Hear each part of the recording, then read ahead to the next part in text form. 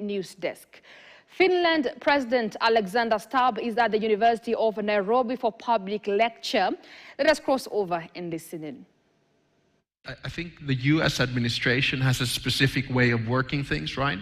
So it is very useful for countries to have a strong bilateral relationship with the United States right now. Yes. And this doesn't mean that, you approve of everything they do, but it means that you can nudge the US in a useful direction in some question. I know this is a little bit of a strange comment to make, but Finland, and this is not of much interest to Kenya, but Finland makes 60% of the world's icebreakers, right? And we design 80% of the world's icebreakers. Right. And the United States wants icebreakers. So, it's a no-brainer what we do with the Americans. Yes. We do a deal on icebreakers. So, you have to be a bit multivectoral with what you do. Of course, I only have one recommendation: don't cooperate with Russia, but, that's just me. No, I do get what you're saying. And the fact that we are kind of doing it is a good step, and we've kind of figured out that we don't have to go east-west. Yeah. We can play the line. The other thing would be then, how do we progress ourselves to the point where we're not thinking of whether we should lean east or west? Maybe east and west are thinking whether they should lean south, right? Yeah, and I think that is my message to all of my, I know west is a bit bad because I come from the north, but to my friends that are defined within the global West, I say, listen, we have a future among ourselves. This is great. But the truth is that the future is going to be elsewhere. We can say that the 20th century was an American century.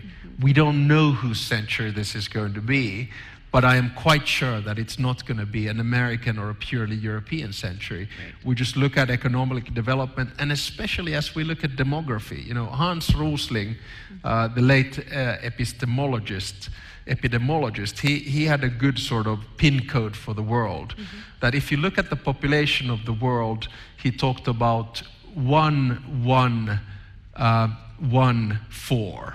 So in the Americas, 1 billion, in Europe, 1 billion, in Africa, 1 billion, and in Asia, 4 billion. By the end of this century, this pin code is going to be 1145, and the 4 is going to be the African continent. So you don't have to be, an economist, or you don't have to have a PhD in development to understand where the future lies. And that's why I think the attitude of the West has to change. The mindset has to change completely.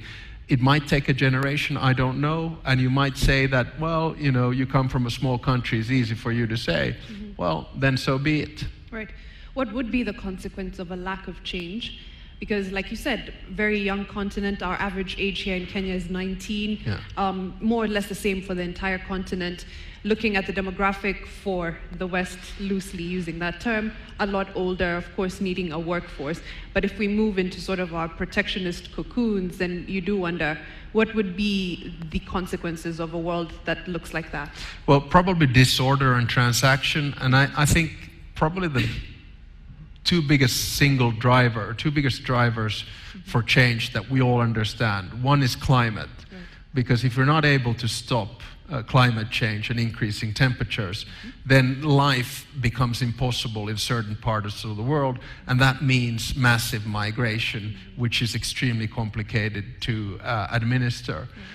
So we need to cooperate on that. And then the second one, so you can't sort of go national cocoon, as you said.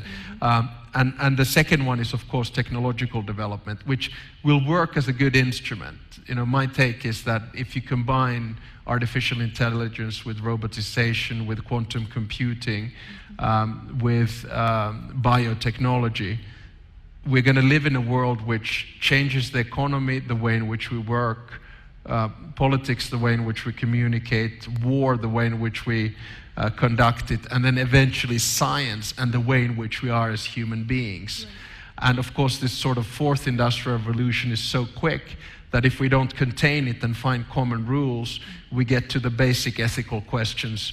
When through CRISPR technology you can change the DNA sequencing of an unborn baby, then you're sort of at pretty fundamental questions. Right, moving on, Kiambu County Public